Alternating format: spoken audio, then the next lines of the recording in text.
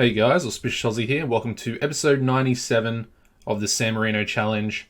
Now, today's episode, as you can see, it is going to be a World Cup qualifier against Croatia.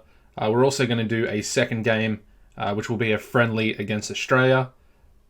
Obviously, the reasons for doing a friendly are pretty obvious. It's the Australian national team.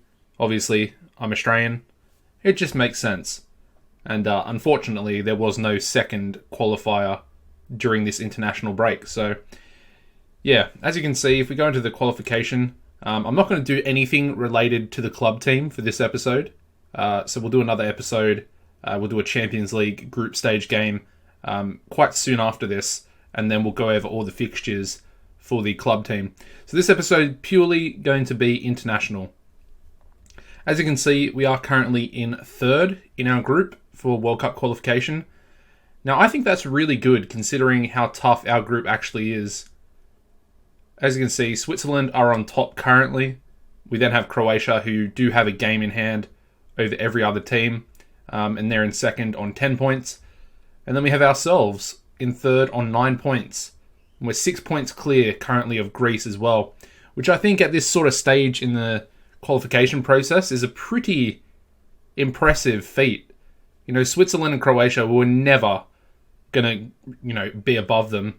Albeit we do kind of have a chance to go above Croatia, albeit it's Croatia. They've got some really good players, as you can see. Solid centre back here. I was actually looking at him for the club team. Then we got other players like Mitrovic, very good attacking midfielder. Who else do they have? They got this guy down here, Jaskinovic. As you can see, he is a world-class left winger. And they also have this guy, Lovric, from Manchester United, who is a very solid centre midfielder. I mean, you can see how, stacked their team is. Petrocevic can't even make their national team at the moment. And I think he's pretty much our best player for the club team at the moment as well. He is injured, so maybe that's why, but I don't think he gets called up, if I'm being honest. Anyway, let's go over the lineup for this game. Like I said, it's pretty important. We are at home as well, so, hopefully we'll be able to, at least perform respectably. That's what I want. We actually scored against Croatia in the away game against them earlier. So I would like to at least score another goal and hopefully not concede more than 3 goals. It's kind of the goal for the episode. Anyway, in goals, we're going to go with Bernardi. At right back, we're going to move Ugolini out there. He has been retrained by the club team that he's been at, Sassuolo. Actually, it might have been... No, it was Sassuolo. Yeah, they retrained him as a right back. So I feel like, we do struggle for the right back position. We don't have a lot of quality. I mean, comparing this guy, Mulleroni, who has 39 caps, he's pretty dreadful. So I'm going to play with Ugolini out at right back. Unfortunately today, Biordi, who is the normal centre-back for the partnership with Vicini, he's actually suspended, and so is Gasperoni, who is usually the starting right winger. So today we have a debutant, actually. Matteo Gatti from the San Marino club team comes in. He's only 16 years old. He doesn't look too great either. We play with ball-playing defenders, and he's got 3 passing, so it's going to be interesting, to say the least. He's solid enough, but not anywhere near good enough to be versing a team like Croatia. Like I said, partnering him will be Vicini. We're then going to go with Celli or Selly on the left, or in the left-back position, also from the club team.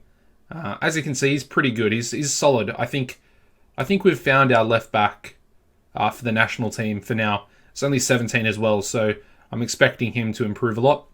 As always, Micheloni. Probably be a little bit familiar with him if you've watched the recent episodes, the last 4 or 5 episodes. We signed him for the club team purely for the fact that he was without a club for about two seasons. And I was a little bit worried about him retiring from football. So we signed him up. He's pretty much the leading goal scorer. 16 goals in 50 caps. and he's only 23 years old as well. Basically, he's our free kick taker. He's got 19 free kick taking and also 10 penalty taking. So I'm pretty sure he does take both penalties, and although De Angelis would probably be better suited, I might change that before we start this game. But yeah, in front of him, we're going to go with Vicini and Terenzi, of course, both currently at the club team as well, albeit Terenzi's contract is running out at the end of the season, and he's currently on loan at our feeder club, our affiliated club, Cesena. On the right wing, we're going to go with Maiani, usually just a backup to Gasparoni. As you can see, he's pretty dreadful, so kind of makes sense. On the left wing, we're going to go with Stefanelli, another club team player. Again, only 17. He looks pretty solid. Good long shots. Again, he's probably the backup free kick taker. We'll put him on the list because I don't think he's there currently. And he's got pretty good pace, so I'm pretty happy with him. I think going forward, unless we get better from future intakes, he'll be the left winger. And then up front, as you'd expect, already showed you his profile, but De Angelis, currently on loan at Spezia. And that's the starting lineup. On the bench today, we're going to go with Muricini, Zonzini, Mulleroni, Mazza, Genovese, Siaci, Ercolani, and Pelliccioni. And it's only a small bench. Like I said, we got three players out with a suspension. The other is Ugolini, who is another centre midfielder. Probably should have included a few other players, but sometimes I forget to put players back in for the next registration, so that's sort of the thought process behind that. But looking at their team, Buljan is also another player we're pretty familiar with. He was on loan at the club team last season, and he's a pretty good player. He was, banging goals in when he first came to the club during January.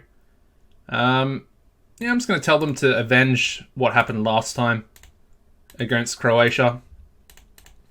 Hopefully that'll be a nice little team talk to get them fired up for this game.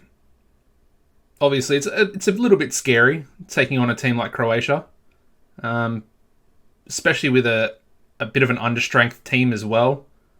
No starting centre-back, and we've essentially replaced him with a 16-year-old that's not really good enough yet in Gaddy. So, like I said, scary stuff, but we just have to see how we go on, in terms of this game. Another thing to mention, the national team ranking has also improved.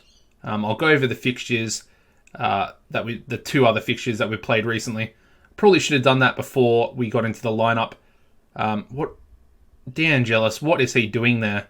He literally just had the ball and then gave it away, and they've got a goal off it. That's really annoying because he was in possession of the ball, and then he just walked away from it, gave up on it. I know he's the striker, but seriously, he's obviously at fault. He's on a 6.2 now, so disappointing stuff from I would say he's probably one of the best. He's on a 5.9. Jesus, okay. I mean, that's not a bad start. I mean, their goal only came from his error. And, we've survived the first half with the scoreline only being 1-0. I think I will take De Angelis off at about the 55th minute. And we'll bring Genovese or Ercolani onto the pitch. Maybe Ercolani. And they've got to Buljan on the score sheet there for Croatia. Pretty annoying when one of your former players, for the club team scores against you. And that's a pretty good result for us as well in terms of staying in third position. Macedonia and Greece are currently drawing with each other. We'll bring Ercolani on. And then I think we might... we'll bring Gaddy off. And we'll swap him with Mulleroni and then put Mulleroni at right back and Ugolini at centre back. And we'll keep that last sub just in case. I don't really want to make all three subs and then have a player come off injured or something. And there we go. There's their third goal. Yeah, they're way too good, Croatia. I wanted to bring you this game just in case, I managed to pull off a miracle, but yeah, not going to happen. I think we'll make that last change as well. We'll bring Zonzini on for Celli. He's not playing well either. On a 6.1 at the moment. And Bernardi with the double save. Pretty good to keep the ball out of the back of the net there. It's a bit of a tough one because I'm not sure who I want to play between Bernardi and Muricini, because Muricini's got 15 reflexes currently. But I think overall Bernardi's a little bit better as a sweeper keeper, so it's an interesting one, but something we might have to look into. Come on, Terenzi! Oh, could have got us a goal back there. Damn it. Like I said, 3-1 would have been a nice result. No, it's not a good result, but it's respectable enough when you consider who we're versing and who we are as well. And that's an interesting play, but that should be full time for this game. 3-0 loss. Like I said, as long as we didn't really concede more than 3 goals, I think that's a somewhat respectable result, in my opinion. Now, I'm going to go over the recent fixtures for the national team. As you can see, I'm not sure if I've been over these, but yeah, we played Switzerland. We managed to lose only 1-0. And as you can see, Ugolini got himself sent off in the 84th minute with a straight red card. And up until that point, it was 0-0. We were ready for the draw against Switzerland. And then they scored 2 minutes later in the 86th minute.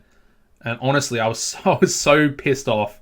I was absolutely livid with the team. Well, more so with Ugolini, but still, I was pretty pissed off. We then played a friendly match against Gibraltar. Could only manage to beat them 2-1, which I think is not a great result. Albeit we got the win. Nicola Ugolini, the centre mid, and Siachi getting the goals for that game.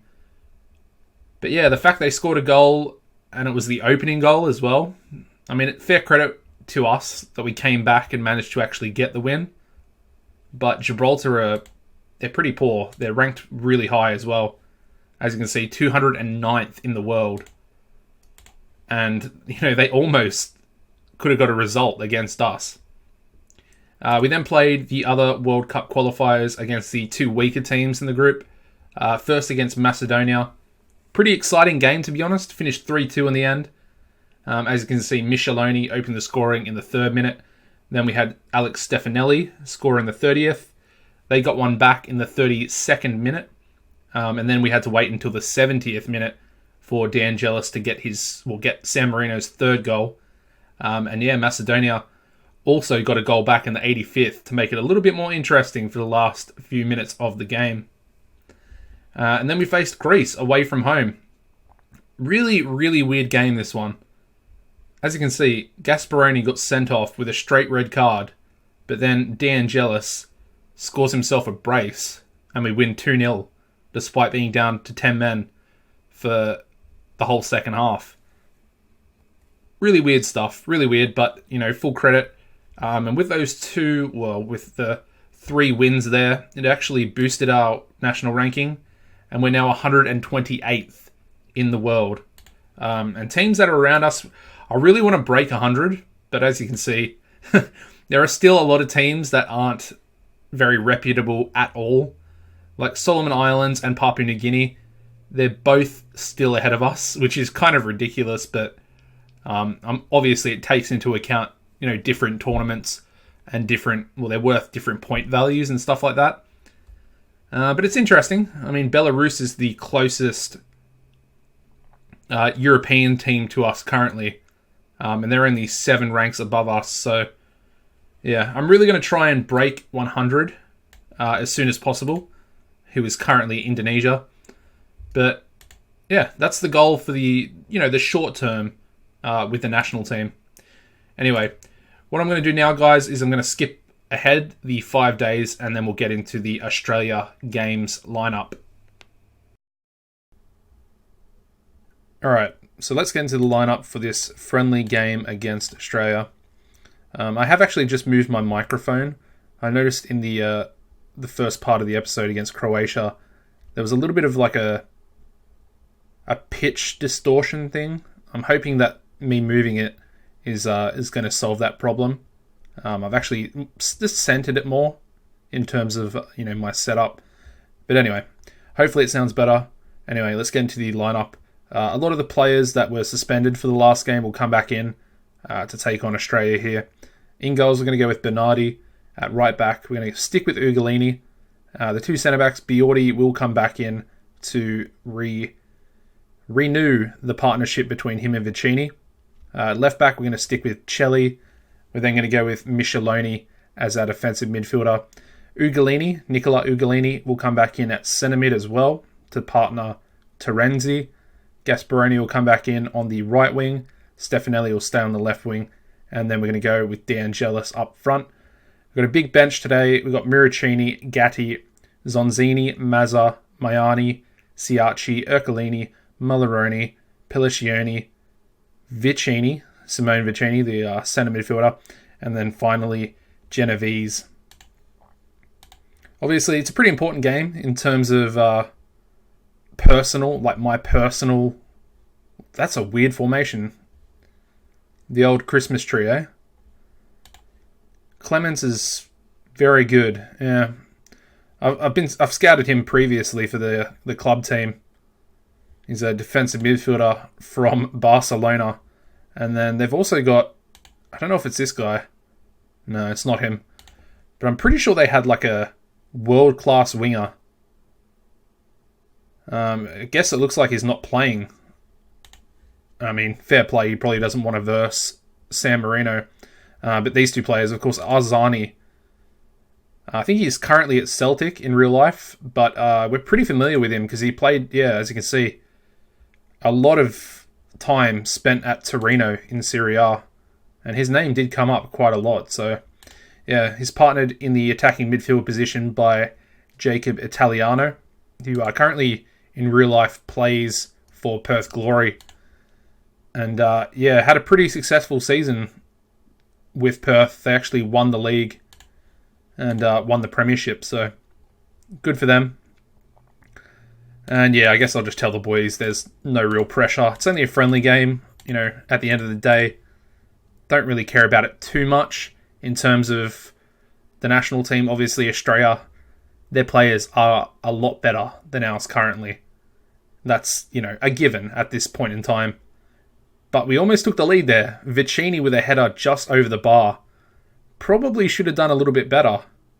That could have been the opening goal right there. A little bit disappointing, if I'm honest. We could have taken the lead there against Australia. Formerly Asian champions, of course. I did actually attend a couple of games for the Asian Cup back in 2015. Just in case you were wondering. Is that a red card? Yeah, it is. Okay, so their player's sent off. Their left back. Pretty good for us. I'm not even going to try and pronounce his name. Abdellaoui? Yeah. Abdellaoui? I don't know. I have absolutely no idea how to pronounce that name. Tell the boys to keep going. They're a man down. We can get a result here. I mean, a draw against Australia would be a very decent result. I know we're sort of in the driver's seat. But I mean, they haven't had a shot on target yet. They haven't even had a shot, actually. And we've had 6 with only 1 on target. Which is a little bit disappointing. But again, I mean, it is what it is. I'm just going to ease Ugolini off here. Don't really want him to pick up a second yellow. And even the amount of men on the pitch. We're looking pretty good, though. I'm, quietly happy. And now we're probably going to concede. Yep.